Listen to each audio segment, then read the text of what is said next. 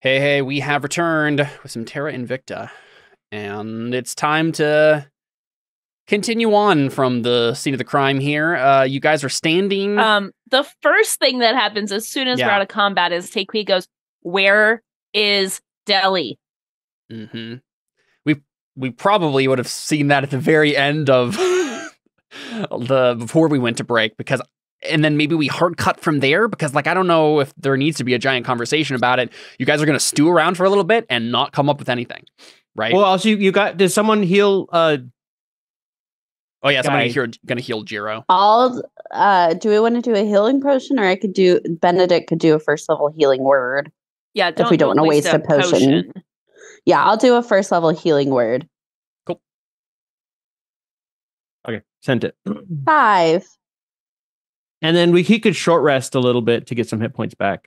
Yeah, so that's an option. You might want to move past this cave to do so.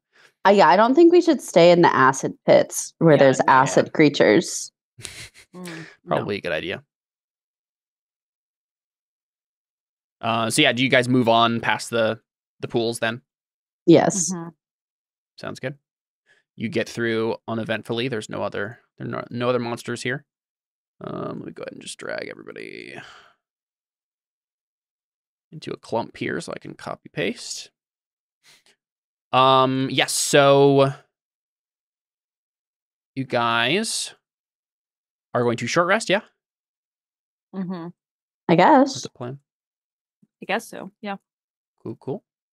Well, feel free to do the things you do when you short rest. You're doing that for Jiro there, Seth? Yeah. Cool. I guess I might as well use some hit dice. I just forgot the thing I was supposed to do over the break. It's going to be fix? It was going to be fix the overlay, but I'll do it right now. Oops. Hopefully that doesn't slow everything down here. Opening Photoshop. Yeah, so go ahead and do hit dice and stuff. Wow, I got back exactly the amount that I lost.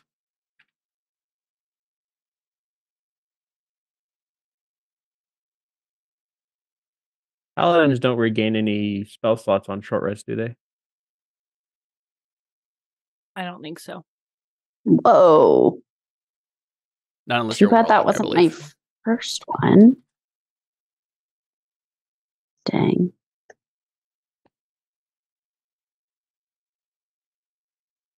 No, they regain their channel divinities.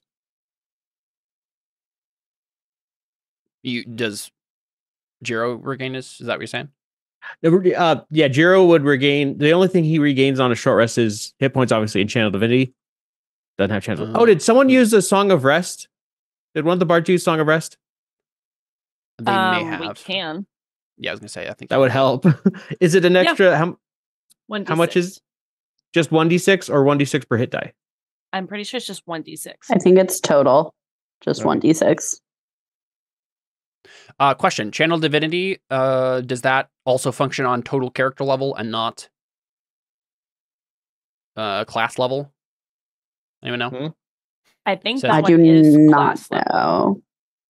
I've never multi-classed a cleric, so I don't know. True. It says beginning at 6th level, you can use your Channel Divinity twice between rests. I think that's a class level thing. Class, okay. Because that's a class-specific thing. Mm-hmm. Not a spell level so he only has it once. But Conrad does regain his Channel Divinity too, so. And then, yeah, I guess Conrad, what was that? A D6? And is that D6 rolled separately for everyone who's using it? I think so. Okay. We'll go ahead and roll that. So Conrad gets 2 right off the bat. Then he'll go ahead and probably just spend 1 hit dice. We'll see how it goes. Yeah, there you go. 10. That gets him back to full. Cool. So he spent 1. Jiro's very worse for wear still. Maybe he should use a few more hit dice. I mean, there's no reason to hold back hit dice, I would say. You only regain so many of them. Yeah, but I don't know. And we might need more later, potentially. Well, so Yeah. So, okay. So you're taking a short rest, and then you're gonna keep going on. I'm You're just assuming gonna so. keep wandering through the tunnels here Yeah. towards your destination. Cool. Give me 1 second to do this overlay properly, and then I will look up what our travel times are here between places. You guys are able to get out into the kind of tunnels beyond the acid pools, no problem, and then you probably hole up there, find some sort of alcove, and take a short rest. What Get day is everybody it currently? Is it still back May up. 23rd? Yeah, it's May 23rd still. Okay. Yes, I don't think it's May 23rd. Maybe I haven't been updating it, but is that correct, Emily? I have that's the day we arrived at the cove, and we haven't long rested since. It's May 24th. Yes, we have long rested. It's the next day. Yeah, you did one long rest. Is there any discussion about Delhi? Oh yeah. Discussion about Delhi. But I guess like the real question is, does it go anywhere, right? I know you guys are gonna stew about Delhi and just like wonder about what's happening, but if you don't have any abilities to find her or get to her, then maybe the conversation goes nowhere, and you're like, well, I guess we just have to keep going on. Does anyone have anything like locate person or anything like that? I don't think that would help. That was all Delhi, right? That's true. And even then, knowing what I know, it wouldn't help. Yeah. Yeah. No, no. And we've had this discussion because if we were like, oh, well, if we have something, then you shouldn't do your session. But no, we literally have like. And Delhi didn't have a sending stone or anything like that. It wouldn't help. Yeah. She's on a different plane. Oh. Yep. Yeah, no, I don't think there's anything any of us could. No, at best tomorrow, Benedict could like prepare message or something to try and contact Delhi, but. Oh, you mean the sending spell? Oh yeah, sending. Sorry, but yeah. I mean, us knowing that she's on a different plane, it wouldn't work. Or it has like a low chance. There are all working. sorts of limitations that I think, given what Seth and I know, we know that's not going to work. So yeah, and it wouldn't happen until tomorrow anyway. Mm-hmm. And part of the thing I'm trying to remember now was the time frame of what happened when she left. So I don't remember all of it. Yeah, exactly. I mean, I know, I remember. Okay. So we're not even to the end of the session that we did yet. Okay. So, yeah. Oh yeah. No, I mean literally like 18 seconds has passed by. Mm-hmm. Mm-hmm.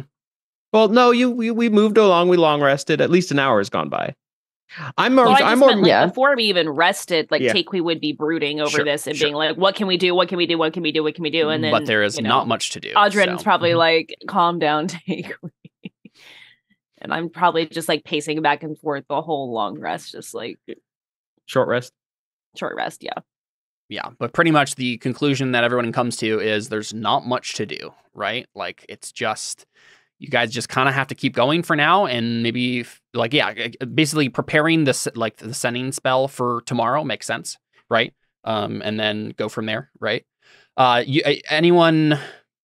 Tomorrow might be a good time. Let's see. Actually, does Benedict? I don't think Benedict's high enough level as a cleric to do any sort of like communing with. No scrying.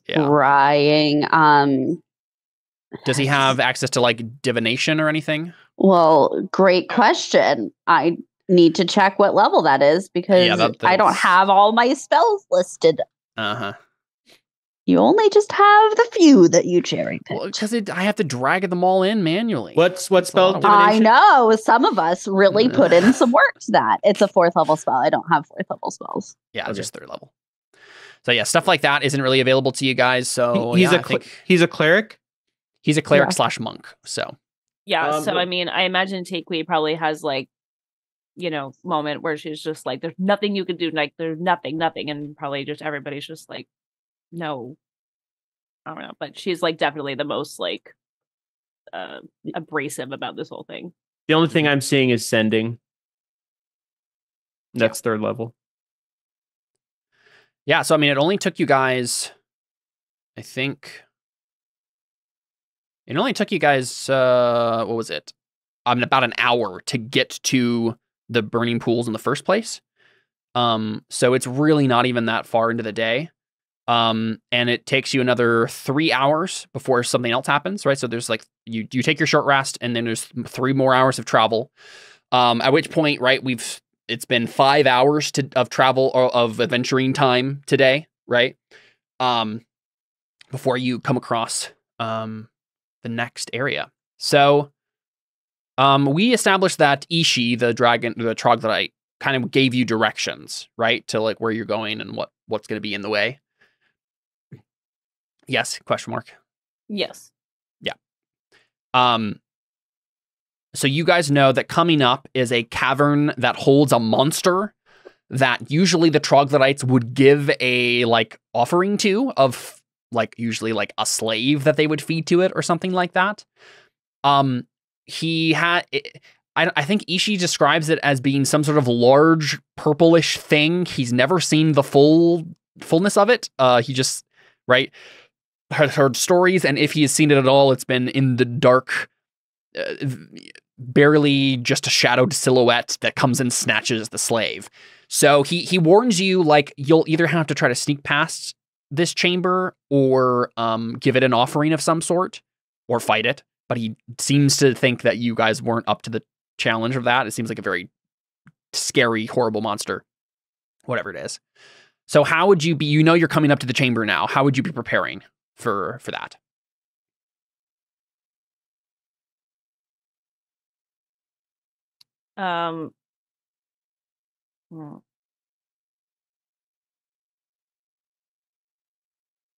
Right, you can just try to stealth, but you also know that Jiro has a -2 to stealth, so that's going to drag you down. Not likely then.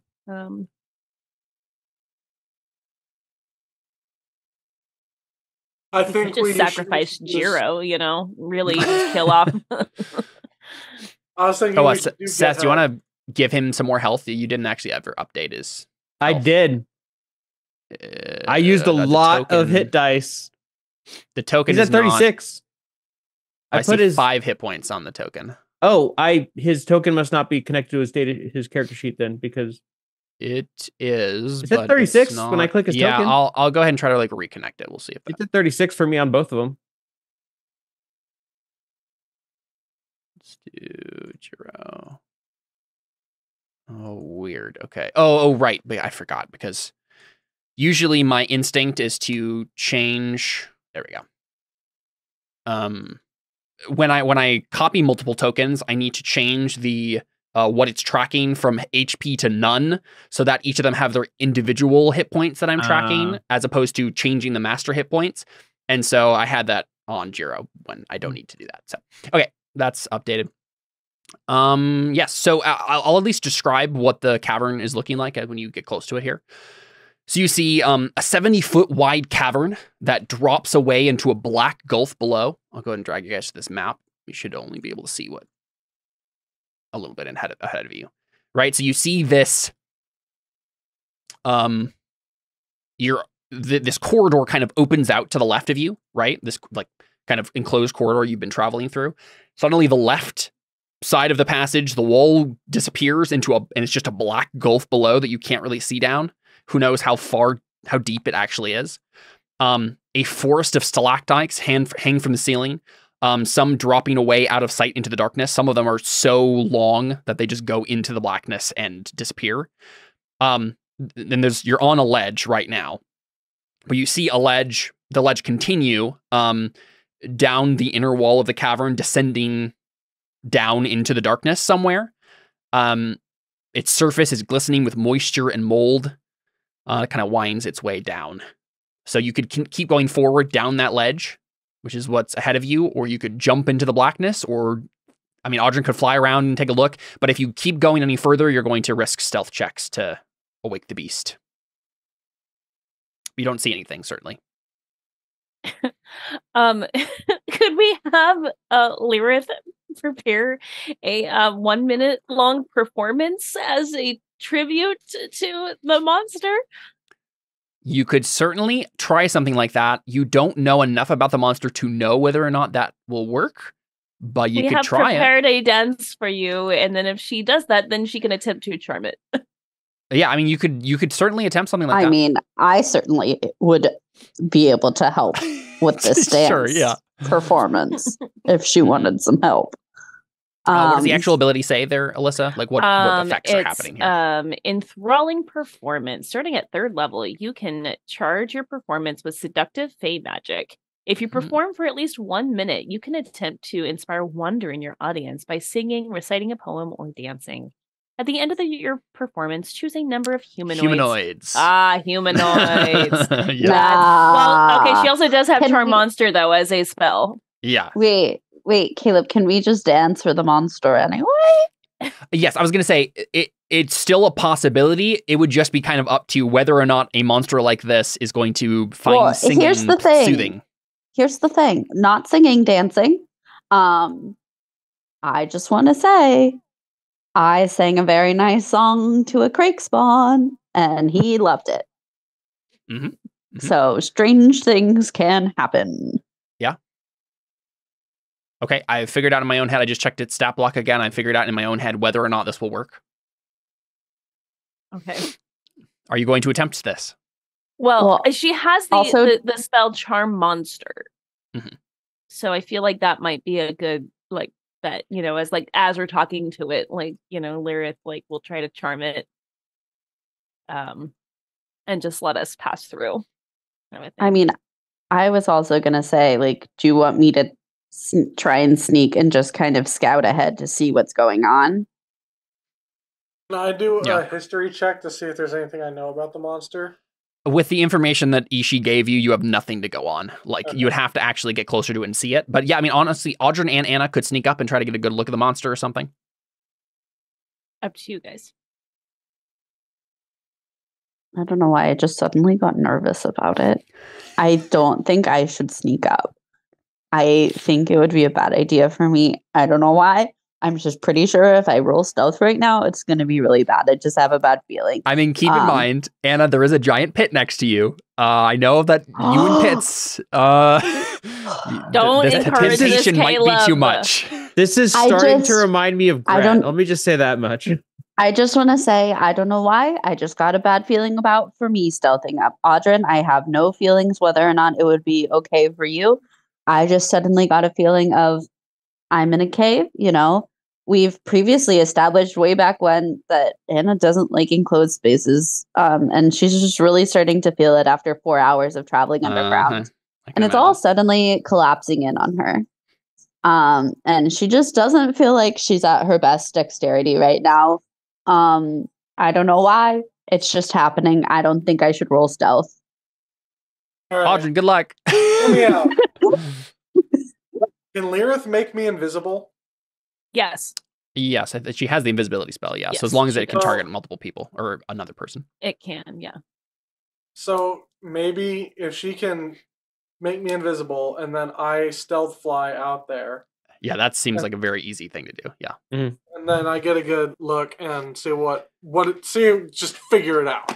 And you have dark vision, yeah? Yeah. Okay. I'm a half elf. Elf. She can cast invisibility on you. That's fine. She's got enough spell slots.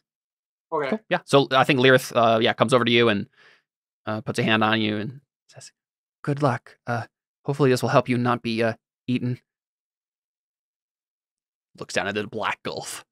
Was that a bardic? Sure, she can give you a bardic too. Yeah, that makes sense. Audryn just goes, I can fly. I have veto power over Lyrith's character sheet, so I can make her do whatever I want.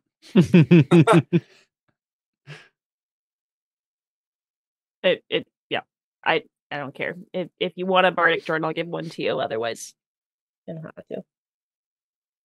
Oh, okay, I'll take it. Okay. I also have inspiration charged, so I could use that, or I could save it for later. Probably save it. So, I mean, what is it? At least advantage.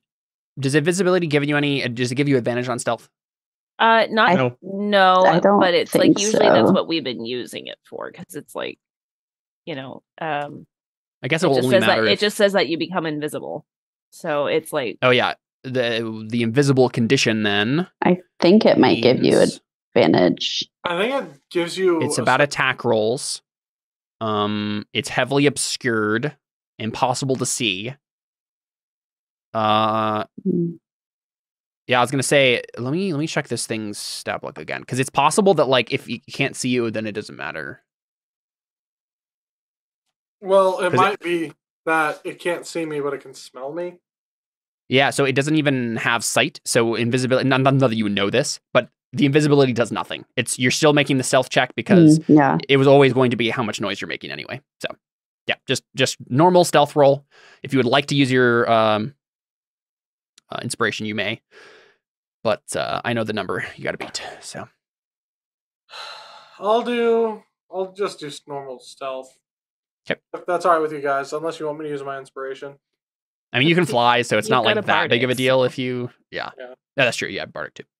I'll just stealth it on over. Ooh. Well, wow. Okay. Yeah, that was one of the only rolls that you could have made that would have actually failed. I literally rolled a 2. If you'd like to spend a Bardic. I mean, it's 1d6. It actually doesn't matter. It's actually 1d8. Its passive perception is 9. So if you get 1, then you succeed. So it actually doesn't matter. Actually, wait a second. No, yeah. I think because it's setting the DC for you. So yeah. So it doesn't matter. You don't have to roll. Use it, John. If you spend it, if you see, I was gonna say you can do it if you want to, but you said it's as long as you spend now? it. I think so. For Lyra. Huh? You said it's 1. Yeah, I think Lyra is a D8 because she's a higher level bard than I am. So. Can you roll me higher? Sorry. Yeah. So Audrin, what is it about this where you almost get noticed by this thing? Like it would have to be like noise or something. Is it just like when you actually see it for the first time, you're just like, oh, and almost like freak out? I think like Audrin's flying over and he's like just so focused on trying to figure it out that he like bumps his head into a stalactite. Well, what if you almost bump your head into it? What if you're you get up to you, but I mean, if I can get that close, sure. Oh yeah, I mean, as long as you succeed on your stealth here, which you did. Okay. So this is what you see, Audrin. You see a giant purple worm resting on the floor of the cavern. You can now make the history check if you'd like. Yeah, I'll make the. So wait, you're telling me that this thing's passive perception is a 9, so we could have stealth past this thing? Probably, yeah. Well, I mean, obviously, maybe not, because Audrin, well, of all people, almost failed. We still can try. That's true. That's true. Because now we know Audrin wasn't that quiet about it and still made it past him. Yeah, we probably hear him go, oh, ow. Yeah, and Audrin was like, you didn't know. Audrin shushes himself. Pass without trace would be really helpful right now. Tubu shushes me. History, right? Yep. Not Arcana? I don't think so. History it is. 26. Yeah, so it's a purple worm. Super huge thing. It has a lot of hit points, a lot of armor. It can burrow through solid rock. It has blind sight and tremor sense, right? So it can see pretty far and without sight, right? You just kind of sense things in the ground. I'll give you this as a player, so you know how dangerous it is. It's a CR 15. Oof. Very, very dangerous. Though, that means because there's so many of you, that means while it is certainly dangerous to whatever individual it targets, you're definitely going to you will almost certainly be able to defeat it. It's just how many of you die from insta-kills, right, until that point, right? Yeah. Given the way D&D does this thing. Also, if it bites you, you go inside of it, right? You have to make a dex save or get swallowed, and then you take a bunch of acid damage, and you could just be swallowed that way. It also has a stinger that's very damaging.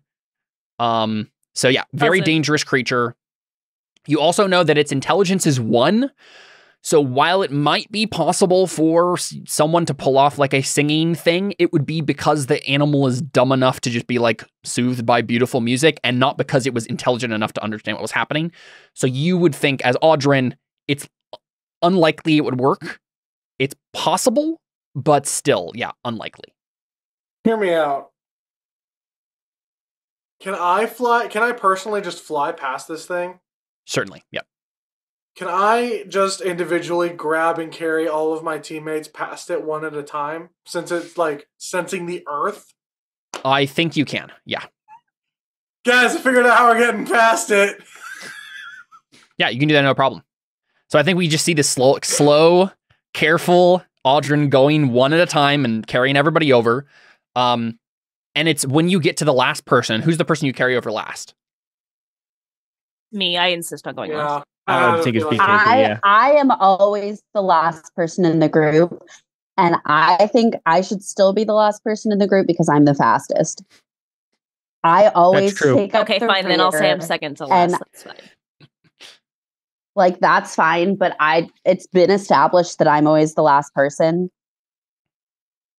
Anna's got because I can move the fastest. I think that's fair. Yeah. Take me. Okay, I'm going to drag everybody over to the other side of the cavern here. I think it's. I guess actually where you're going is you're going down. So the corridor here, the ledge, kind of winds around the thing. So you probably actually put them here, Audrin, the bottom, right? So the pit. I think there's still a pit here, but the drop is a little bit lower at this because you've gone down maybe like 100 feet. This ramp kind of slowly winds down. So I think from this angle, anyone who has dark vision here can see the thing, right? Like slowly breathing in and out and slumbering. But yeah, it's I think Audrin, it's when you're like at the in midair across the chasm holding Anna that you see the thing suddenly tense up and like shift kind of like uncomfortably. It's obviously woken up and you think like, it didn't hear me. We weren't being loud. And then suddenly it just vomits out a dude. Oh God. Seth, would you like to describe what this person looks like? Well, now I'm not sure what they look like because this is a very different way of being introduced than I thought they would be. So real quick, Seth, I'll message you what I'm thinking here, right? Okay, wait. Send me what happened because I'm confused. I don't know what happened. He got consumed by the worm. I'm pretty sure. Obvious. Well, actually, I'm not so sure about that. Yeah. Okay. That's what happened. Because here's the thing. I told you what I wanted to come looking like. Okay. Yeah, you weren't expecting this to happen, so you can, yeah. You guys don't see a dude flying through. You see what looks like an adult-sized version of Deli. Currently flying through the air. And yeah, so I mean, I think it vomits you on the ground.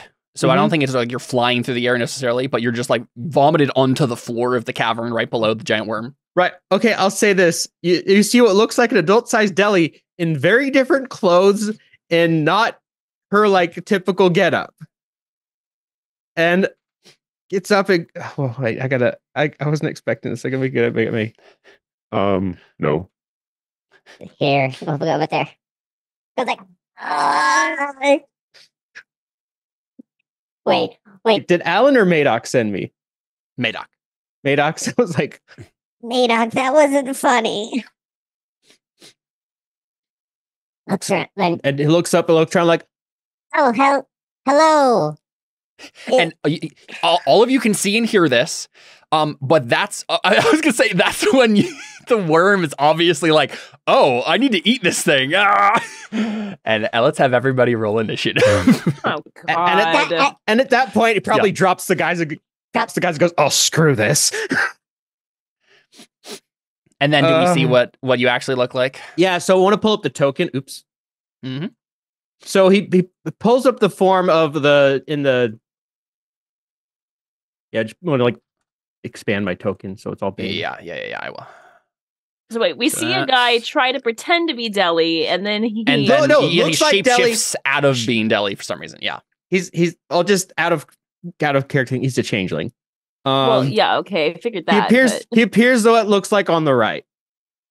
Yeah, so like the white eye and stuff is probably like as he's transforming, he suddenly like his eyes start like becoming normal as he goes kind of transitions from Deli to this kind of like 30-year-old man. What is he actually wearing? He's wearing like fancy looking clothes. Nice. And so okay, is all of this happening after everything happened in the previous session? Oh frick. No, but I think like this is enough has happened so far in the story. You're right, actually. Because he would not be here yet. This would have to be the next day. Yeah. Can we just say a day's passed? I think we have to. Sorry. So let's say you guys did a long rest instead. I mean, I'm okay with that because I think just in character, we would insist on like waiting a little longer to see if Deli shows up. That makes total sense. Yeah. Oh my gosh. Okay, wait. If we're doing a long rest, do I need to look up spells? I guess. No. And probably what would have happened? What would have happened then is you would have probably tried to cast sending, and you could not contact Deli. Yeah, it just fizzled. Right. Yep. I know, but now I need to figure out what spells I can have. Well, you got some time. Benedict is going to go last here, so almost. You can have what you want to. You can leave your turn behind. Give Lyrith all of her stuff back. Will I still be handling Jiro just to if you want to? It doesn't matter. Okay. Remember to take away your temporary hit points, because I'm assuming they don't last a long rest. They do not. I don't think Jiro had any. He didn't have any hit points. Yeah, it's true. So where exactly am I? Like, am I actually right here? You're literally right in front of the thing on the floor of the cavern. That's not good. Mm-hmm. That's very bad. Yep. Caleb, I know you. Are you like trying to speedrun killing one of my characters? Well, that's exactly kind of what I was going to say. Just see if we can do it. Caleb, wanted us to fight this thing. No, I just really wanted Vren to be vomited out from it because I thought it would be hilarious. It's Vren Royery, by the way. It's an anagram for very Henri. Which gives you a little insight into him. All right, Lyrith is going first. You can try that charm monster if you want. Yeah, I mean, we're not in combat with it yet, right? Mm-hmm. Yep. So, yeah. She's going to try charm the monster. She's just going to be like, just stop. It's okay. We're good. It's all good. Don't worry. We're fine. Stop in the name of love. Try to charm it. All right. Wisdom save. Uh-huh. Guessing it. Hopefully it's not very wise. It is. It fails. Yeah, it fails. Yeah, there you go. Okay. Into combat. It's charmed for an hour. 1 hour. Mm-hmm. Yeah, so it kind of quirks its head, turns to Lyrith. It's okay. Easy. Well, I guess you can, Yeah. you just see him standing there below, like, he's like, look, He just kind of he stands up, kind of like wipes himself off. Actually, I don't have prestidigitation. Dang it. He sits there, wipes himself off, and pulls. Yeah, there's like giant like globs of like acidic mucus that are just like, ugh. Then he's going to go ahead. I have prestidigitation, but no, because like the idea of like just like cleaning himself off really quickly. Yeah, he's gonna reach it. He's gonna reach into his bag, pull out pull a broom out of his bag, and fly up to the top where everyone else is. Says, "Well, that didn't go quite as I expected. All right, which one of you is Audrin?" Takeway, I mean, I don't know if Takeway's going to take very kindly. She's very on edge right now. Understandably so. I feel like she's going to like go up to him and be like, "Who are you and why were you trying to impersonate Deli?" I'm getting to that, but first I need to know who Audrin is. Tell me where she is. She's gonna look to the other guys. Anyone? Audrin? Audrin. And he's gonna Do you answer Audrin, or you just like, what? Who? Huh? Let my girlfriend handle this. I just think it would be funny if Audrin's like, yeah, she's Audrin. Actually, no. It's like, yeah. He's like, well, he knows Audrin's a half elf, so he's gonna look at her like, I'm guessing it's you. He's gonna reach in his clothes, pull out a slimy piece of paper. Yeah. And I have to read this now.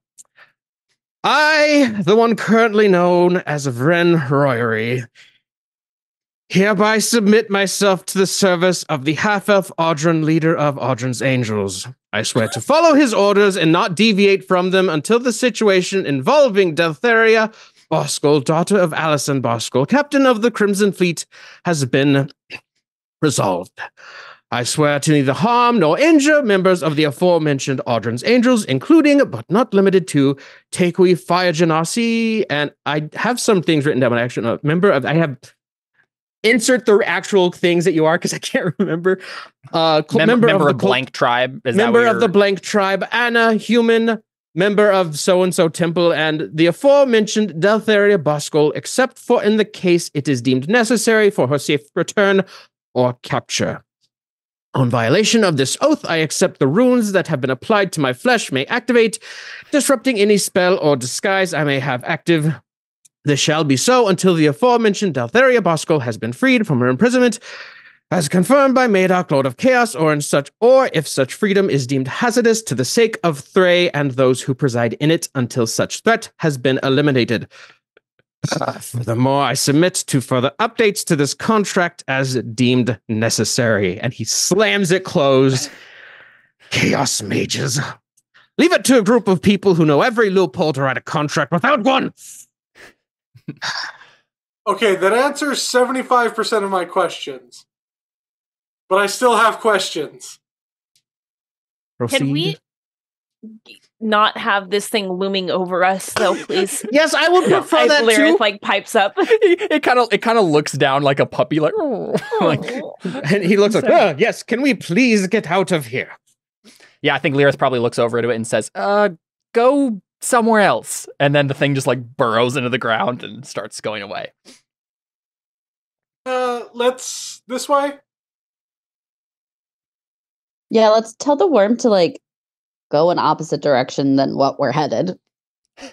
Yeah. Oh, I do have prestidigitation. He would just kind of like magically shake all of the slime off of him and do the same to the contract. I like the image better that you don't do that until now, though. Yeah. You just think about it like, oh, right. Because like the image of you like pulling the contract out and it's like covered in slime is just too funny. He's a little preoccupied by the giant purple worm. Yeah, so Audrin, I'm really glad that Lyrith went first. Me too. Yeah, that worked out very well. I have an AC of 13.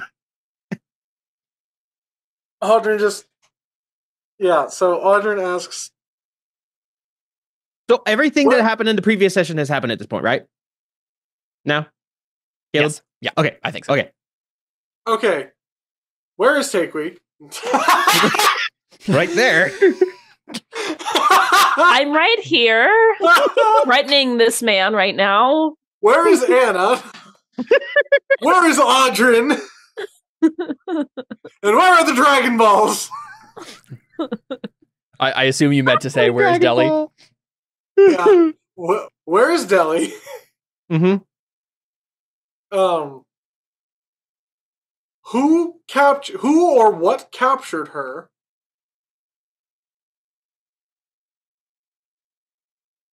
And how do we get to her?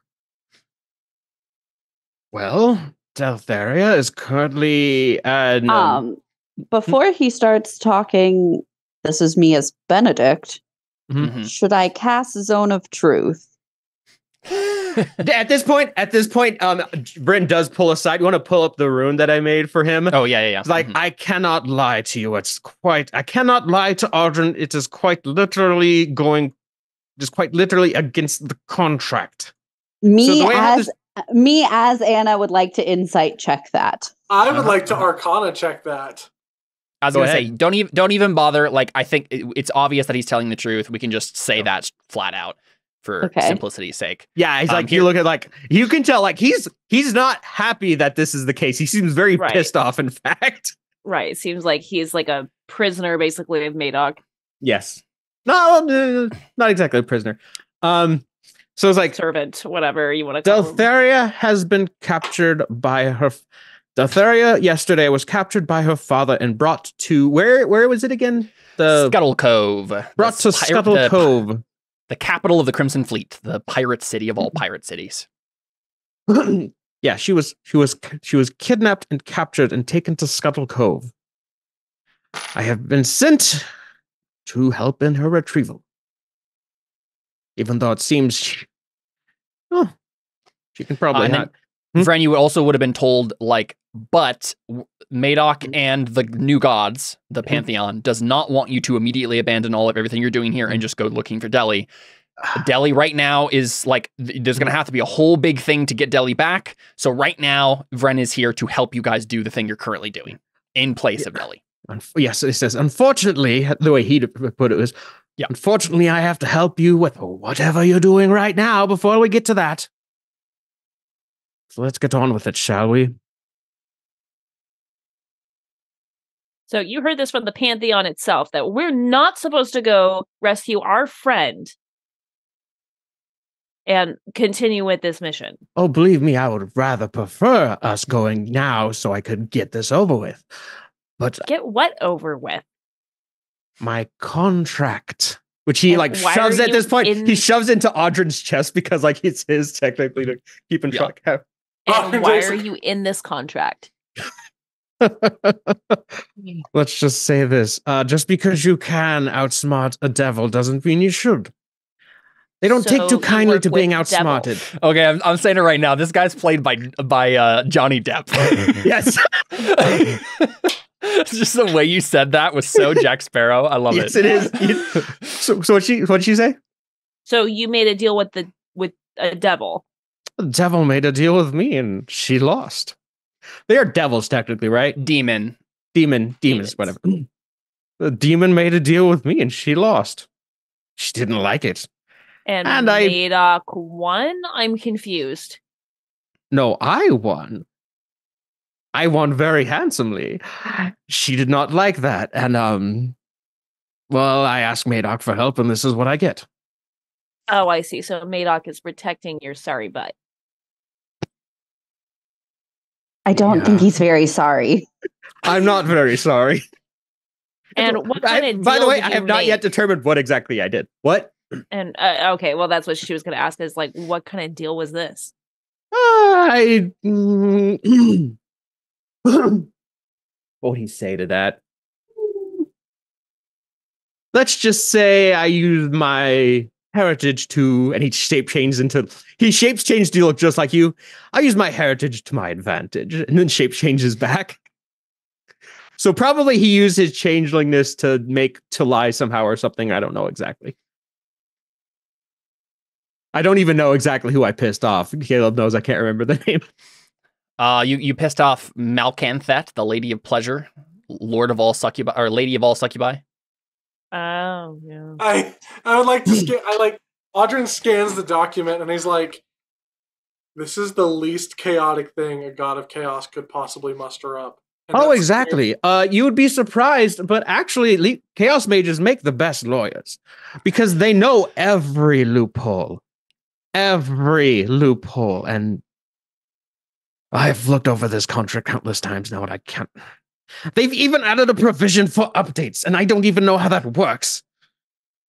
So real quick, Vren, I think probably what happened with Malcanthet, and like they ask about it, is probably along the lines of you.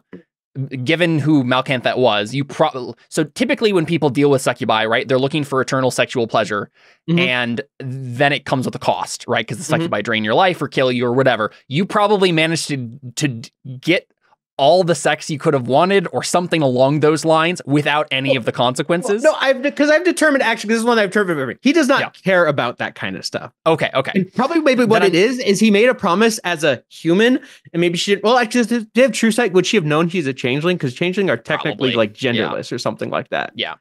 So maybe he made an agreement that he would do that, but he's like, oh, I don't have any. Oh, well. And he didn't like it. But like, okay, here's a question then. We should establish some of this. What kind of thing would you have wanted from Malkinthat? We don't have to know specifics, but like a general idea. He did it to see if he could. Okay, yeah, so it doesn't matter what the particular prize was. It was just to screw over a demon for the sake of screwing over a demon. Yes, he wanted to do it because he's like, the people say don't mess with demons. I'm going to do it and get away with it. Sure. And he did, and she's not happy. Well, you did, except the fact that now apparently you have to enter into a contract for protection, so... Yes, she is quite the sole loser. Yeah. Demons usually are that way. Yeah. Well... But I did it. Congratulations. Thank you. There is He just turns to Audrin and just says, well, I guess it's your contract. What do you want to do? How good are you with the sword? I'm a sorcerer. Terrible. That's what I like to hear. We'll keep him for now until we can get Deli back. Takeway just kind of broods off. Well, that is if we can get her back. And Takeway turns back immediately and just says, we will get her back. And it just turns back. For your sake, I hope we do. But the gods showed me what she did. And, well, I say, for being only one person against the entirety, against the head of the Crimson Fleet, his top mage, and 2 highly trained sorcerers, she nearly made it out of there alive. Quite literally, there was like 1 hit, and I would have won. I know, I remember. To be fair, though, Madoc did say he was a little worried if she had succeeded because, well, she may not have come back. And honestly, we don't know now if she will. It's possible she may not be able to return. And that's the other reason I've been sent. Because I'm not afraid to pull the trigger. And if push comes to shove, I will. Madoc's not so sure you will. Now, where to? What does he mean by that? I want to roll an insight check to understand what he means by that. Sure, yeah, you can do that. You can make a deception, Vrend, for being kind of. He's not trying to deceive anyone. Bad. Yeah, but he's not trying to be. You're being kind of like vague. 26. Yeah, so Vrend's like natural vagueness is just Anna can't pierce it. I've never met someone like this. Could Audrin maybe do that looking at the because he has the contract in front of him? Maybe kind of. Yeah, I mean, honestly, it's not that complicated to figure out. Audrin, if you glance over the contract, you can tell, like, it's basically, Vrend basically said, Deli might need to be killed if something bad happened to her, depending on what her state is in Scuttle Cove right now, or if things go wrong with the people who have her captured. So, yeah, that the provision is there so that Vrend will kill her if he needs to. Yeah. You may not like it. Oh, that's what I was going to say. Like, I got that. I don't think Anna would, in any world, be like, "How could we kill Deli?" I mean, would okay? Honest question: would Takeway be like very mad at hearing this? Yeah. I mean, she's just pissed off about everything. You may not like it, but even Deli understands this. He would call her Deltheria. Even Deltheria understands this. Madoc tried to contact her after seeing what happened. He was only able to get out 2 words before she was put in some sort of anti-magic field of some sort. Those 2 words would kill me. She knows what's at stake. Takeway's gonna very slowly go up to Ren. Ren. 1. You don't know a darn thing about Deli, so you better shut your freaking mouth before you say another word about my friend. 2. If Deli did say those things, and honestly, I don't doubt she did, I don't care. Deli has always cared more about other people than about herself. I don't know if that's true. Well, about us. No, it's true. It's true. Okay. See, I'm glad Takewee was able to decipher that. Whether she showed that or not, I know that to be true. 3. I'll give this to you as a warning. If you kill Deli, I don't care what state of mind she's in. You're going to be the first to go. Cool. Now that we got that under... No, you better shut it right now. Sorry, I thought you were done. She's just like, I'm done with you. You can shut your mouth. And we're going to keep going. Because apparently that's what the Pantheon wants us to do. And even though I follow the Pantheon, I'm not too pleased right now with them. So let's go.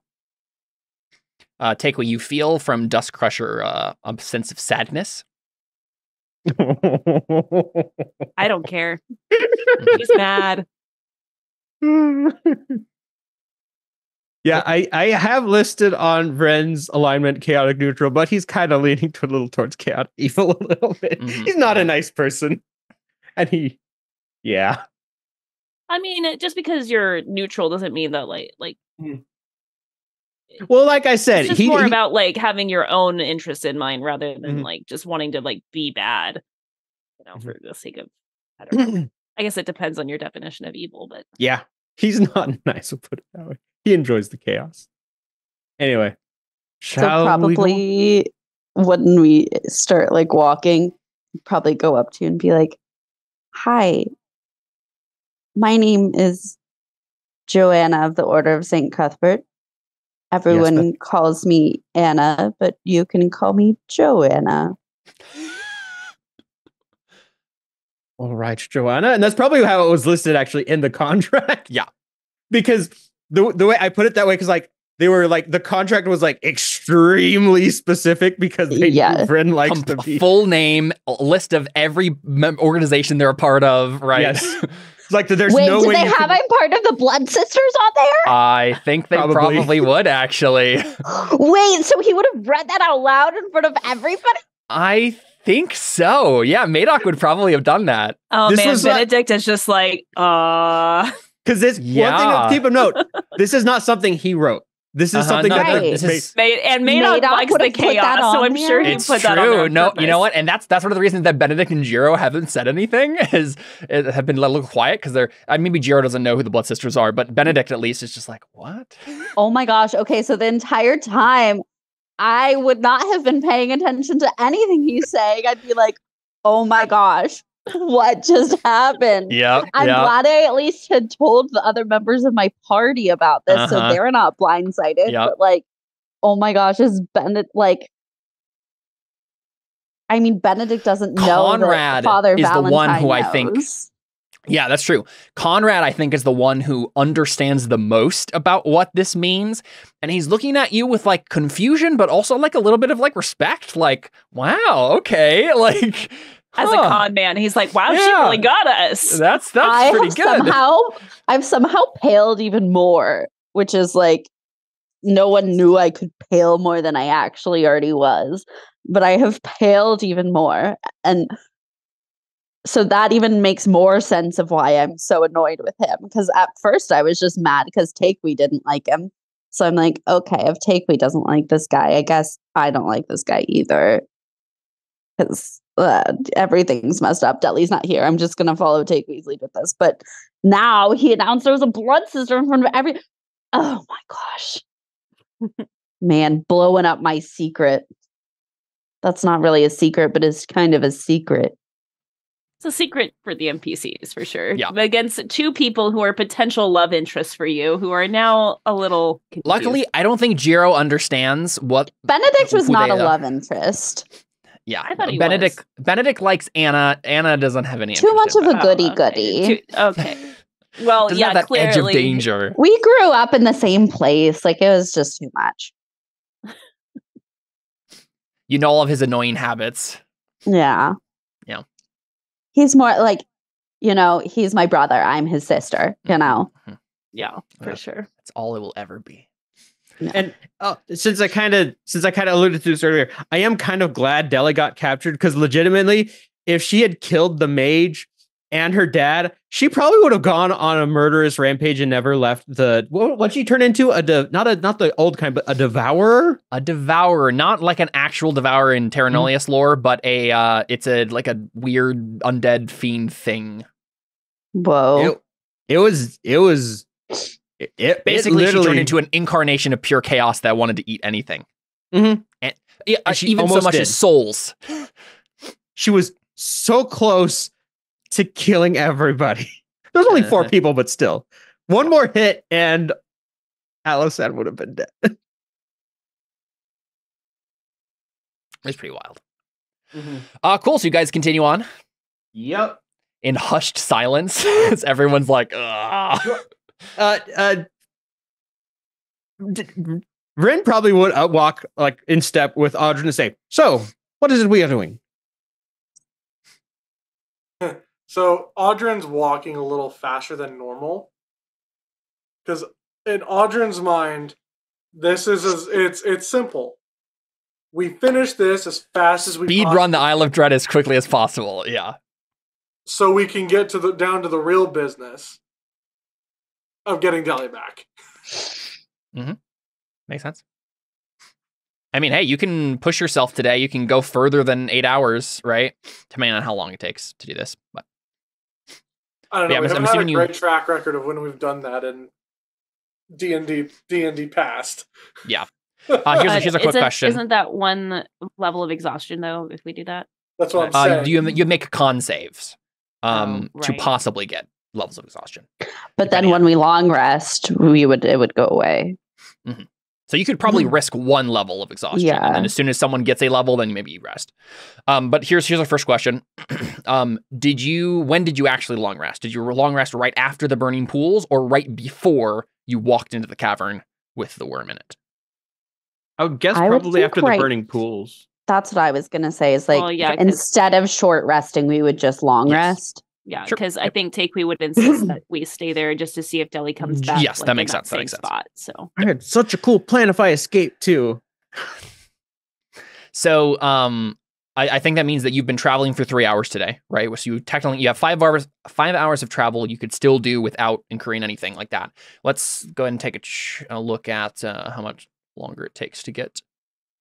So, Jordan, would Audryn answer when Vern asks, "So, where are we going?" We're going to figure out where we need to be. Vague, okay. Understand. Don't want to tell the new guy anything. Part of it is that Jordan doesn't remember where we're going. Okay, so as a reminder, you're going into the Underdark, under the Isle of Dread, to find the Lords of Dread, a secretive group of creatures. I'm not sure if I know Ishii would have described them as squid people. So squid humanoids that live in the heart of the Isle of Dread here and make the shadow pearls. At least there's the first step of the process happens here, and then they send the kind of slightly unfinished pearls. Actually, I don't think you're clear on where these things, like what the process is or where it starts, but at the very least, pearls are sent up from here to the troglodytes, who then gave it to the Crimson Fleet. So you're not entirely sure if it started here or if there's some other place where it began. You're not sure. Right. But you're going down to the 2 things you're doing right now is you're going to the place where they met with the Kopru, the squid people, to trade this. And Ishii said that there is an ancestor spirit there also that is going to talk to you and help you save the troglodytes as well. Once and for all, because basically if in Ishii's mind, right, if you don't get the help of this ancestor spirit, then it's only a matter of time before the Lords of Dread come back and take the troglodytes back into the demon worship that they were in before. So that's one thing you're going to do while you're there, at least that I think that Anna wanted to do. And then from there, you in theory could keep going and find where the Lords of Dread actually live. So, and then stop them, right? So, as much of that as you wanted to relay to Vren, you could.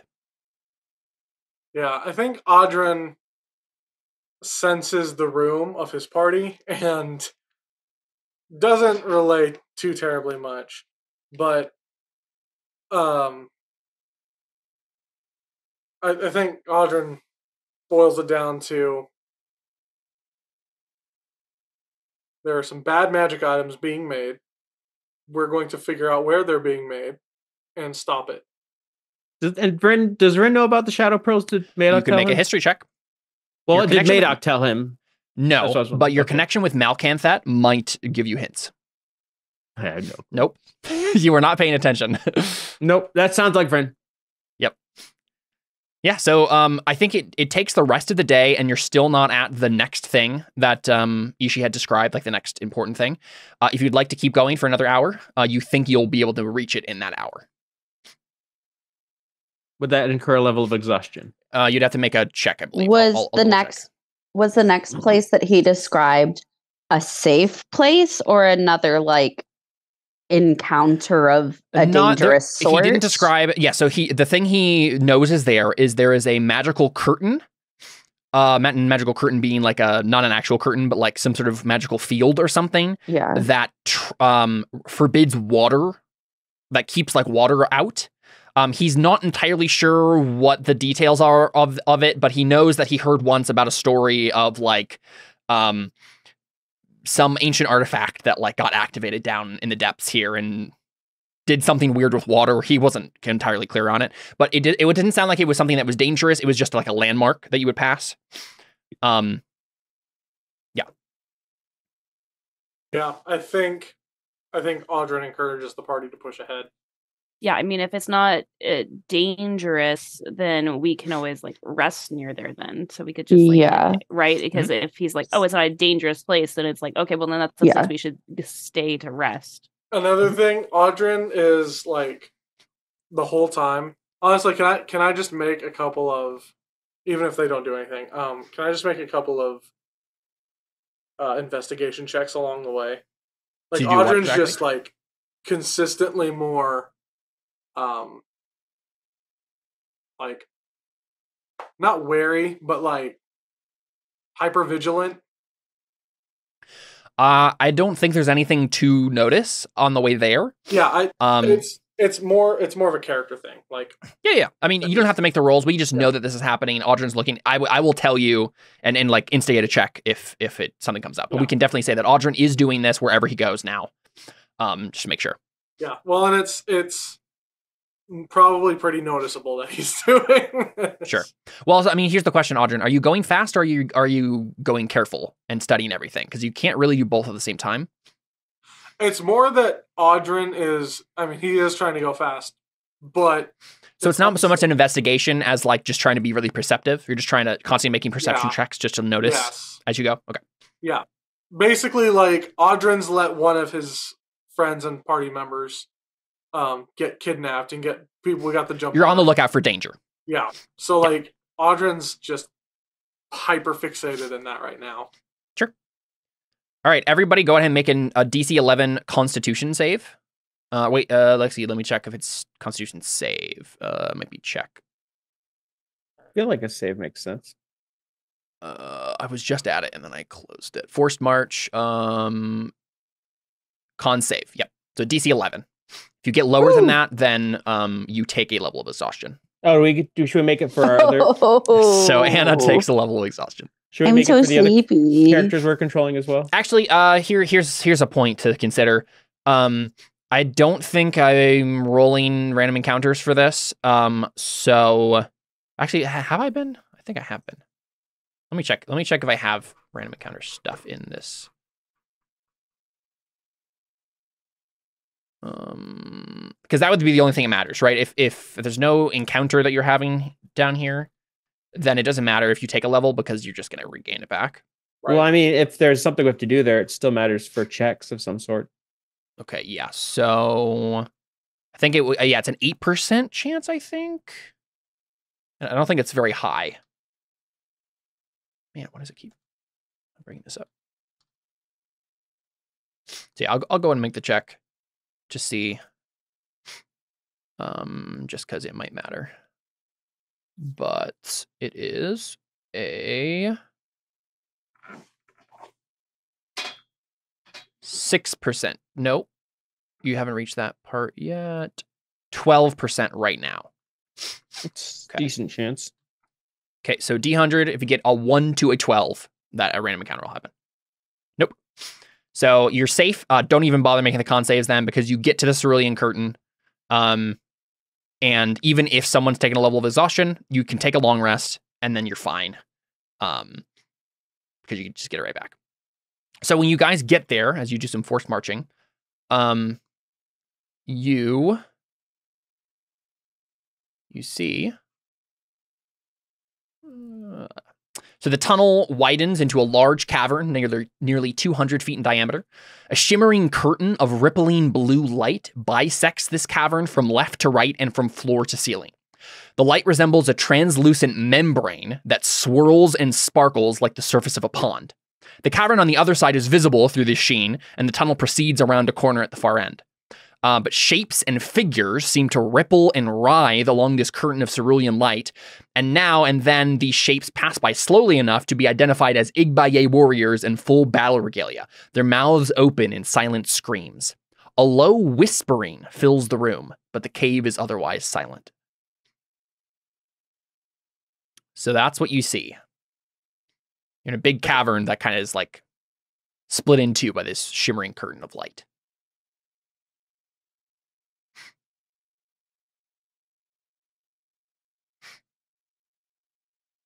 What do you guys do? Give me a second. I think we're setting just up making camp, notes. right? Yeah, you just sleep in here. Yeah, I think so. Would Audryn be investigating this curtain? Yeah, well, yeah, probably an Arcana check is what he would do. Ren would pull out his wand of magic detection to see if he can figure out what exactly is going on here.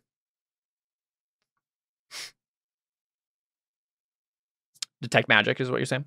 Yeah, wand of magic detection, so detect magic. Sure. That's the other thing I was trying to do. I was trying to build him around the things I knew we were going to be missing with Deli. I was like, he needs detect magic. I couldn't remember if anyone else had detect magic. I don't think so.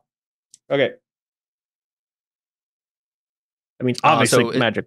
It's obviously magic. Go ahead. Oh, it's obviously, I'm just trying to figure out what kind of magic it is, essentially. Sure. I have another idea that sounds funny, but I'm not going to do it because it might get us in trouble. I believe it's abjuration magic, I think. That sounds about right. Yeah. Okay. But you guys get close to it, I assume?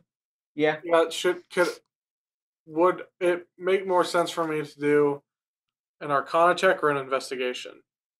There are several different checks going on here. Yeah, so the first thing is, so here's a question too. Is Takewee and or Anna also helping with this? Is everybody going and investigating this, or is it just Audrey? I'm really tired. Yeah, so true. I would not be a help. Okay. I guess I would help, but I don't have Arcana, so I don't know that I could like. Well, you have history. I do have history, yes. So if you guys are over it, really my first question is who is next to the curtain? That's what matters. I'd probably be next to it. So it's you three. I'm probably staying and protecting the NPC party, I guess. Yeah, I mean the cavern isn't that big, but yeah, you can stay and you're helping everybody get camp up. I'm helping protect the NPCs. I'm just really sleepy. I think Audrey would probably tell you to get some rest too. Takewee, do you know Abyssal? Yes. Okay, so as you have a sure passive. Yeah, go ahead and check that. Yes, I do. You have a passive perception of 20. So immediately, you understand that the whispers, and they get louder as you guys get closer. These this low whisper that's kind of filling the chamber. As soon as you get within 30 feet or so of it, Takewee, you recognize snatches of Abyssal. So it is intelligible stuff. Most of it is unintelligible, like it's all overlapping itself, so it's hard to decipher individual words. But you do hear a couple of things, such as the two things you think might be important are, two faces watch the tide, and then another spirit says, the maw flows forth to bite. So that's what you hear. As you can obviously hear that all these Igbaye spirits are kind of whispering Okay. Well, the 2 heads refer to Demogorgon, I'm assuming. Maybe, yeah. And then as you guys get closer, does anyone else have, of the 2 of you, actually, if you're both helping, you can just get advantage on this. Takewee, go make another perception check with advantage. Your passive is not quite high enough to reach another level of understanding of noticing something here. But you might be able to get it if you roll good enough. Okay. Perception check, just a straight roll? Yep, straight. Well, I think with advantage because Vren and Audryn would be helping you. So I'm also trained in perception, so sure, yeah. I'm trained in Arcana. If you want to do the Arcana with advantage, Jordan. Ooh. Well, let's take this one step at a time. So, Takewee, you do not notice anything else in particular about them. You just see Igbaye warriors, like these spirits, kind of like drifting through the curtain. But then, yeah, if you would like to make an Arcana check with advantage, then Audryn, to try to figure out more about this thing, you may do so. Yeah, with a 23, I mean, without the additional context needed to really decipher more about this, like being able to study whatever magic item itself might be generating this, it's hard to say. Ishi's smatterings of knowledge about this are enough to guess that it's probably correct what he said.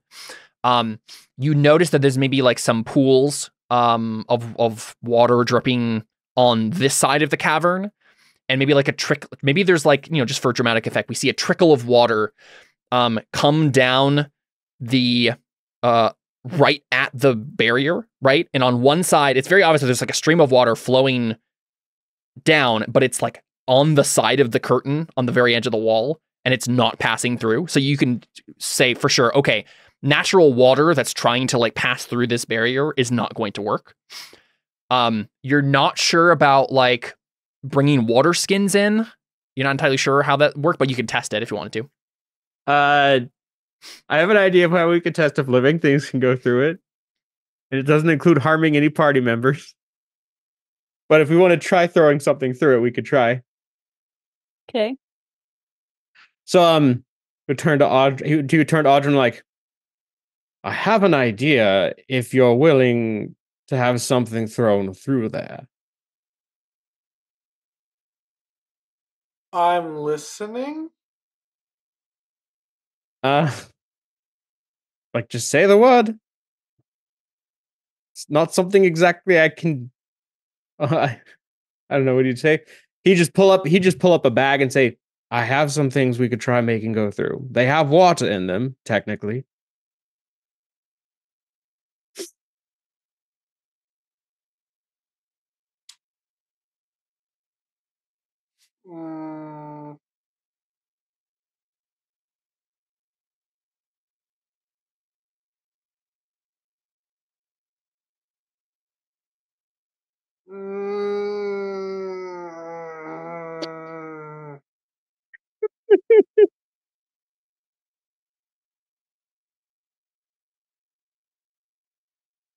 I think Audryn just like shrugs and goes, knock yourself out. All right, then. And so he's going to pull out, he's going to reach his hand into the bag and pull out a fuzzy ball, and he's going to try and land it right. He's going to try and kind of get it near it, the edge of or try and like land it in the center of the curtain, I guess. And he doesn't have to be extremely accurate. He just has to get it close. This is a tan bag of tricks. And essentially, this is going to turn into an animal, and if it gets decimated as it goes through. And it is a... Deli would really hate you. Yep. It is a tiger. It's the anti-deli. Mm-hmm. The animal's friendly to me. It just might not survive, but it's the only... Yeah, it turns into a tiger halfway through and passes through the curtain just fine. Looks like we're fine. And the animal's friendly to me. Yeah, it does seem to twitch slightly as it passes through, like something happened to it, but then it doesn't seem like any damage happened. It turns into an animal when it hits the ground. So technically, like, yeah, so it's fine. Okay. Yeah, I think its ear like twitches slightly, like it heard something weird as it passes through, but that's about it. Can I do animal handling that I have 0 in to see if I figure out what happened with it? You can do a nature check. Nature check? I'm actually better at that, so okay. Yeah, okay. I mean, it heard something as it passed through that looks like maybe loud. Oh, interesting. Should I try going through to see if I can hear more? You can do that. Do you try like just touching it first, Pickley, or just walk right through? I think I would try touching it first. Yeah, it seems cool to the touch, but it's hard to keep it's hard to really touch it because your hand just passes right through like easily. Right. Right. But as your hand goes through it, it just is very cool to the touch. And then real quick, yeah. So did you walk through it then? It does seem like the whisperings are growing louder as you touch it. Because I want to hear more of what they're saying. So yeah, sure. I think Takeway's gonna try. Yeah. So as you pass through the curtain, the whispering of the Igbaye spirits rises sharply to an almost painful roar, as of 1,000 people shouting as many different phrases, and then it falls quiet again just as quickly when the traveler emerges to the other side. But like you can't get anything from that. Like it's just too overpowering of a noise to decipher.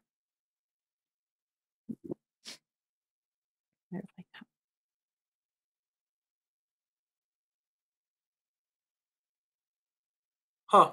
While I'm inside it, and in Takeway, I assume you have your stuff on you, right? Or have you like dropped your bag with everything? No, I've got my stuff on me.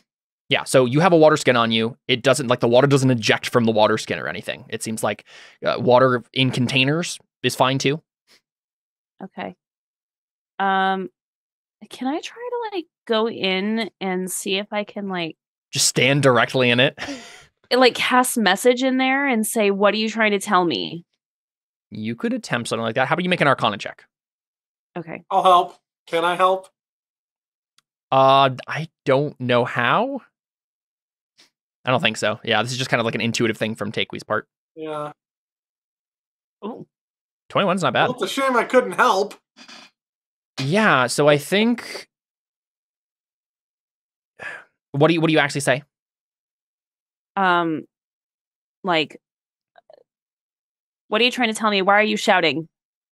And I like just try to like hold it in, like as I like, stand under there and they're all screaming. Yeah, and it's very painful. It's very hard to stand directly into it. And you say like, what are you trying to tell me? And like you just hear whisper is like it's like message is like a whisper almost, but yeah. Yeah, and that's part of the reason I think like maybe you get an answer, but you can't. It's impossible to decipher what it is because you're so enveloped by this. Well, could it be that she uses message while she's in it? Well, so it says here. Can I put the spell in here? So a whisper that only you can hear.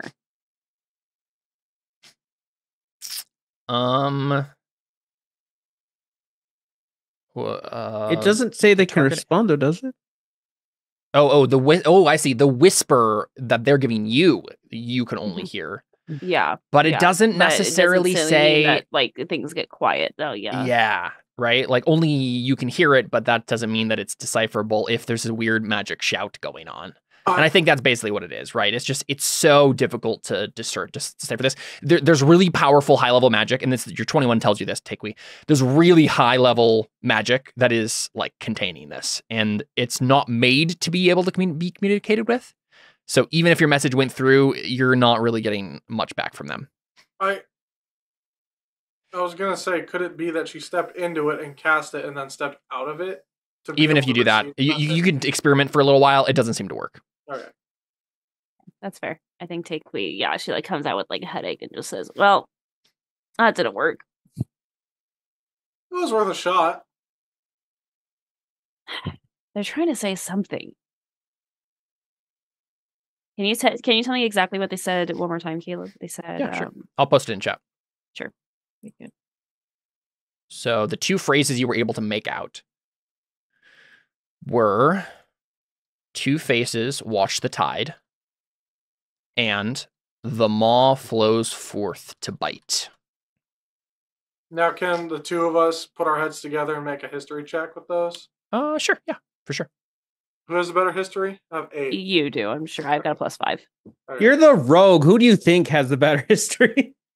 With the 22, Audrin, and the context of the campaign so far, you think if these Igbaye are like, it might be, it's hard to decipher, Audrin. It might be that you're just thinking too much about Demogorgon, and maybe you're assuming things that aren't there. But you do remember that the plane, the layer of the soul realm that Demogorgon lives on is called the Gaping Maw.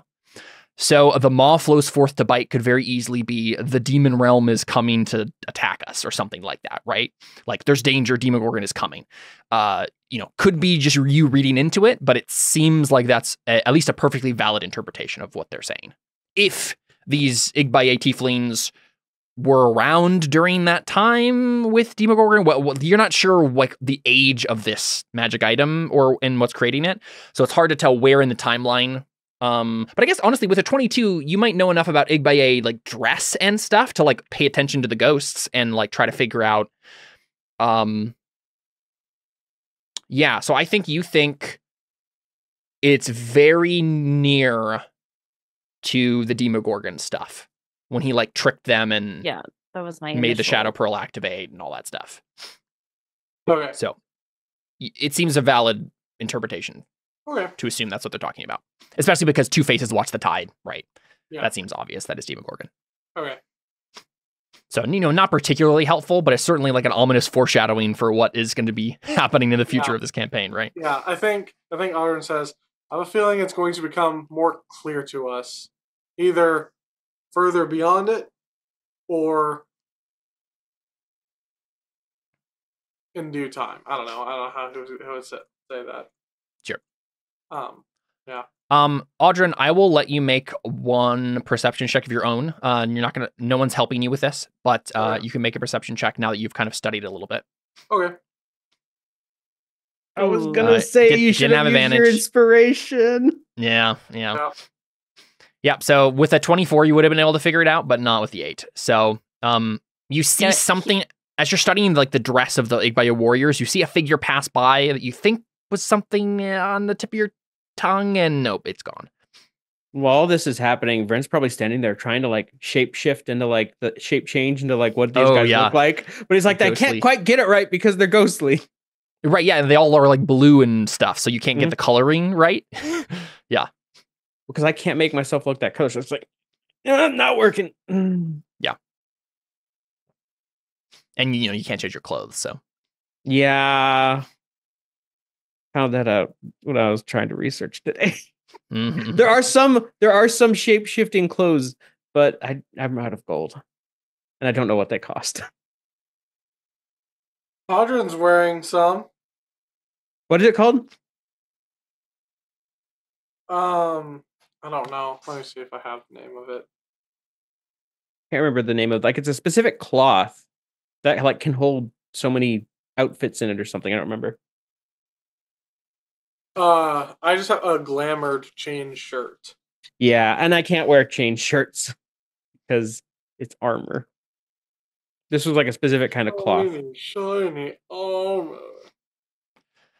Yeah, so I mean, are you doing anything more to it? Trying to study it any further, or I think you've maybe reached the end of the checks you can make. I think for today, I think we're just going to turn in. Sure. And let's keep going a little bit, just so I can know exactly where we're headed next, so I can prep for next time. Yeah. So you rest, you wake up. Yeah. There was a couple things I was going to do like at camp. Sure. Yeah, go ahead. One, Audrin's doubling up on watch duty. Okay. So you don't get a full long rest in then, is what you're saying? Yeah, I was gonna say. No, probably not. It's probably just a short rest. And a level of exhaustion. You're gonna take a level of exhaustion if you do that. Why are you insisting on that? Is that for role playing reasons? Do you take a level of exhaustion if you don't get? If you don't get a long rest, yeah. Up to you. Is it worth it for the role plays? No, because it wouldn't make sense. I think Audrin takes a longer shift though, because they have to split up delis, or Yeah. Well, we have other NPCs as well. So like if we don't trust Ren to take like a 2-hour thing, we can say like Lirith and Tabby take, one together or something. Or Benedict takes one or whatever, We've got other NPCs. You have plenty of people. I don't think you really need to worry about doing a longer shift. Right. Like I can take one with Ren, we'll figure it out. The way we had the shift set up was already the longest anyone could stay awake without taking exhaustion anyway. So you're supposed to be resting for like 6 hours of the 8. So okay. Who would be taking the rest with Ren? I'm curious. Probably the watch with Ren, you mean? Yeah, the watch with Ren. Who took one with Deli? Let me check the. It was Kurgle. He's gone now. Yeah. I'll look at my notes here. But the other thing Audrin would be doing, he would at some point just kind of. Oh, you know what we decided a while ago? We don't need to take a watch because we have the Rapier of Warning, which wakes everybody up anyway. Oh, yeah. So there's no watches. I forgot about that. I was like, I deleted this from my notes. I think there was a reason for that, and it was because we don't need to take watches anymore. Yeah. That makes sense. I mean, it's probably maybe we just see like Audrin laying awake for 2 hours of the 8, right? Like still on edge, right? Like or getting up anyway and taking a watch, even though he doesn't need to. But no one else needs to take a watch. Yeah, I think Audrin's just a little restless. Yeah, for sure. But at one point, Audrin does pull kind of pull Takui aside, but not actually pull her aside, and just says, "We're getting her back."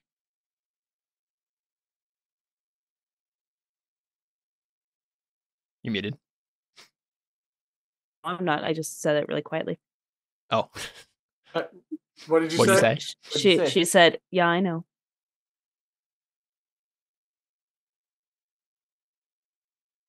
That's all Audrin would say. Yeah, and that's all Takeway would say. She's not up for talking. Mm-hmm. Would Benedict say anything to me about the whole blood sister thing? That's a good question. I don't think tonight, no. He'll probably bring it up tomorrow sometime, but I think for now, he just obviously turns his bedroll away from where you are, just doesn't want to look right now, right? Just kind of stewing about it. Stewing or scared? That's what I would. Yeah, he's confused. He doesn't know what to think about it. Probably the first question he will ask you is does what's his face? Father Valentine? Father Valentine know about this? But yeah, well, I don't think he's still thinking it through. So you know what? Maybe what does happen though is Jiro asks because he doesn't know, but he could tell that people reacted to it. So maybe we do see a moment where Anna's really tired. She's trying to get down for bed, and then Jiro just comes over and says, "Anna, I had a question for you. I wasn't entirely sure what. Well, that Vren character, he mentioned something about you being a part of an organization called the Blood Sisters. I know I've heard that name before, but I'm not entirely sure of the significance. It seemed like your companions reacted quite strongly to it, though. Care to explain?" Yes, they did react quite strongly to it. You know what? No, I don't think I care to explain. He frowns. I didn't mean to offend. I was just... No, I don't think I'm offended. I think I just realized that I don't have to tell everybody everything all the time. You think you need to tell your friends something sometimes, especially when it's been explained to the people who need to know, and I'm not trying to be mean to you, but I just don't think everyone needs to know. Make a persuasion check. I think as I'm saying this, I'm realizing it for myself of no. I don't think I shouldn't feel bad about this. Yeah. Yeah. I don't have to explain everything. That's an 18. Yeah, I think 18 is good enough. I think he nods slowly and he says, "Very well. I will respect your wishes." and he almost says something else, and then he just nods again and then walks away. I just imagine, because how big is this area we're in exactly? I think I said a 70-foot. What does it say? Nearly 200 feet in diameter. Sorry, it's very big. Okay. I mean, I'm guessing we're all kind of camped closely together. Yeah, you're not like super spread out, but yeah. Yeah. And I probably also, as I'm saying all of this, say it louder than a normal person would, because it's kind of like the confidence I'm having in myself and being like, no, I don't have to tell you because I don't need to tell everybody everything. And that's okay. Yeah. I think, okay. I just need to tell Father Valentine everything. Well, of course, because I want to tell him everything. He should know everything. Of course. He's one of the people who needs to know everything. Mm-hmm. Well, not everything that I actually... never mind. Because here's the thing. At this point, I think Vryn had already because one of Vryn's things, because he have to, as a charlatan, he has to have his con, and his thing is getting people drunk and then stealing from them essentially. And so at this point he's already poured himself a drink and he's just watching this, enjoying the show. Because he's seeing a little bit of chaos. You're looking around and everyone's kind of standoffish towards each other and tense, and it's like, maybe this won't be so bad after all. Amazing. Okay, and being transported into the worm, you brought alcohol? In a bag of holding. Yeah. Okay, fair. I was just like, of all the things you would manage to carry on yourself, being transported into a worm, impressed that alcohol made the list. But if it's in a bag of holding, I just like to think that the only reason the worm was there was because that's how Madoc transported. That was literally just the vehicle. Like Jonah and the whale. It wasn't there before. Yeah, exactly. Yeah. If Deli hadn't gotten kidnapped, it just wouldn't have been there. Well, you'll never know now, will you? So you guys rest. You wake up the morning of the 26th, I believe we're at now. Yes, that would be correct. And then you guys can continue on. Everybody passes through the curtain just fine. I will say, Anna, I'll allow you a perception check just because you're the only one who hasn't looked at this yet. Just to see if you notice the thing that everybody missed. She also speaks Abyssal too, so that makes sense. Yeah, exactly. Sure. 11. Nope. Yeah. Ah! Anna's too distracted to pay attention. Why didn't you warn us it was this loud? Yeah. Yeah, it's very loud. Everybody flinches as they pass through it, but then you can go on the other side and keep going, no problem. And then let's see here. Oh, I keep closing this. Let me see how long it takes to get here.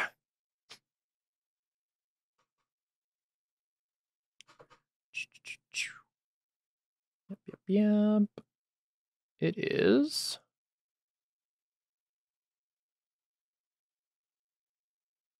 Okay, so it's only 1 mile before you get to, so that only takes 25 minutes of travel. 5 minutes. 25, but yeah. 5 minutes.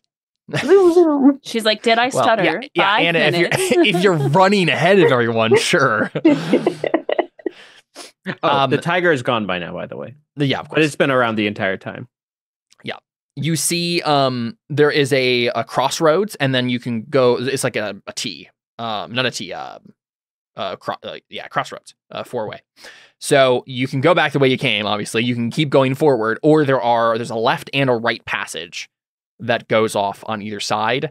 I don't know if Ishii told you much about what these were. I don't think he mentioned. You're just forward is the way to get to the place where the ancestor spirit was. So you could always explore if you wanted to, go left or right, but you could also keep going. Up to you. And you could make a nature check or something to decipher something about where these are leading. Could I make a survival check? Yeah, survival makes sense. Finally, my skills coming into use. 22. 22, yeah. So you can tell that these passages don't go on forever. Let's see. It's about a half mile, probably, you think, down to the right. So you're going like down, right? And you get to a corridor that goes right and left. Tunnels that go right and left. Right, you think it's only going to be about a half mile before it ends. And then the right passage, I think, is going to be about 2 miles. You mean the left? So left passage, yeah. So they're not a super huge detour. Like, you can tell that these aren't gonna like go on forever. So you could explore them pretty easily if you wanted to, but you could also just keep going. It did sound like Audrin was pretty, and he's kind of the de facto leader. So it seemed obvious that Audrin was like, we gotta keep going, guys. So up to you guys if you want to spare any time. But I would probably just say, like, this is the information that I have gathered. Do with it as you will. Checks. I could zoom down one way very quickly if we wanted to look at it. Or if not, we can continue on. How does the rest of the party feel about it? I mean, most of the people, I assume, you guys have been in the Underdark for a little while now. I think it's probably starting to weigh on everybody how dark it is in here, and yeah, Takewe's with you, Audrin. She kind of just wants to get things over with at this point and move on. No random encounter today. I think probably press on. Cool. Yep. So you continue on. And this is, I think, where we'll end for today. I'll just describe what you see here, and then we can call it there. So you see it's about 20 more miles. So that is the rest of the day. So you actually have to press on. So you know it's the same situation. You know you're about an hour away from it. You can press on and get there and make the con saves, or you can rest here and then go on in the morning.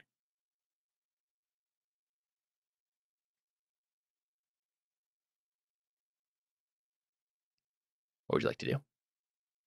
And what is the next thing that we're expecting to run into? The next thing is the chamber where they usually meet the squid people. It doesn't sound like they only come here when they're getting stuff from the troglodyte, so it's not likely they'll be there, but there's an ancestor spirit apparently there that Ishi wanted you to talk to. We probably don't want to go into that with a level of exhaustion. So I'd say we wait.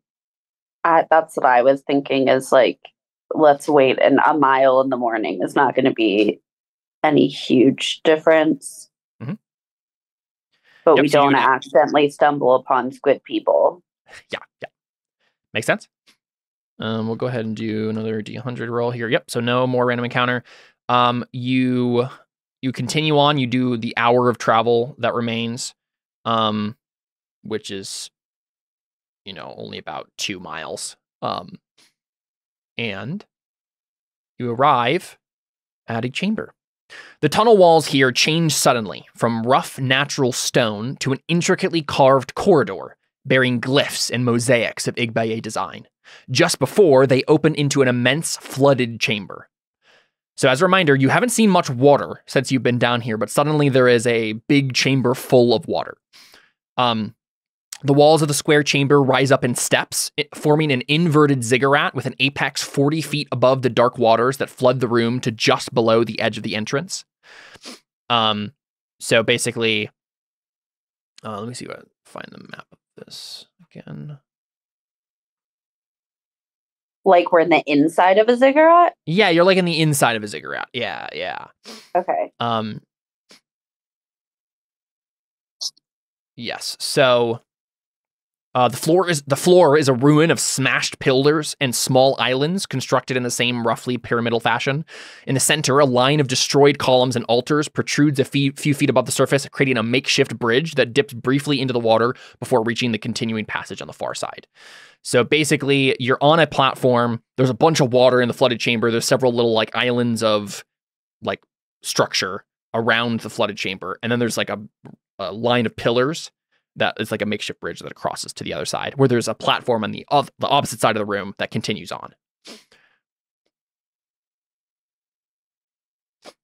So that is what you see. And then real quick, let me just check my notes here. And I will describe something that will happen here just before we close. So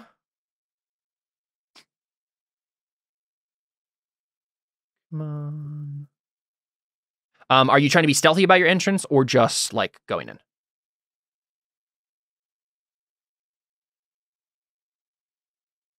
I think that's a Jordan call.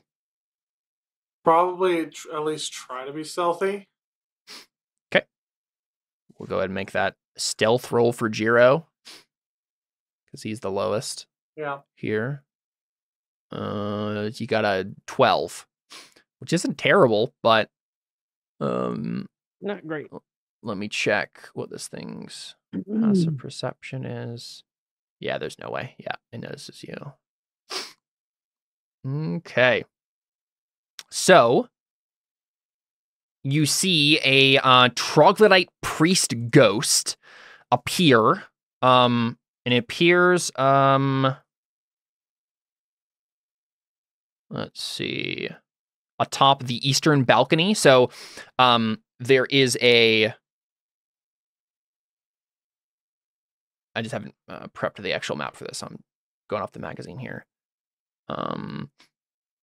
So there's a structure in the water to the right, kind of past the middle of the chamber to the right, at the back of the chamber. But it's like a little island of structure in this flooded chamber. Suddenly on it appears this like priest, this ghostly priest. And yeah, it's a troglodyte. He says,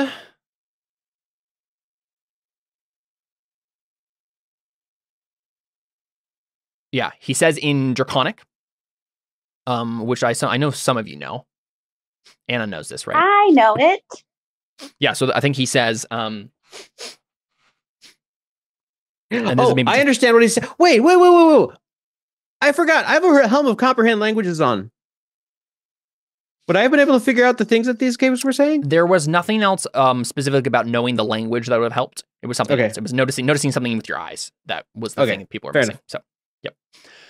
But yeah, I think with the last line we just get is just the troglodyte saying in Draconic, just like he says, "Greetings, travelers. You have reached my tomb. I'm trapped here. A manifestation of the tormented spirits of this realm. Speak. What do you wish of me?"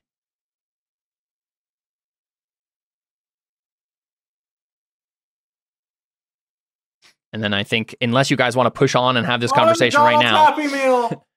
we can probably end there. Take a large fry, double cheeseburger. So is this like an actual boon, like a wish spell? Is that what you're giving us? We want Deli back. Can you just like swap this guy out for Deli, like in the cell that she's in, you know, whatever? That'd be great. But yeah, there you go. That's the end of our session for today. We'll have a conversation with the troglodyte ghost priest next time, and then continuing on to the Lords of Dread. I'm excited. I'm glad that I didn't prep what was to the left or right, because it didn't matter. I learned. We'll say this for you after the show, but thanks for playing, guys. We're done for tonight. We'll figure out in the after show when we're doing things next, but for now, that'll be it for Terra Invicta. We're out. Have a good night.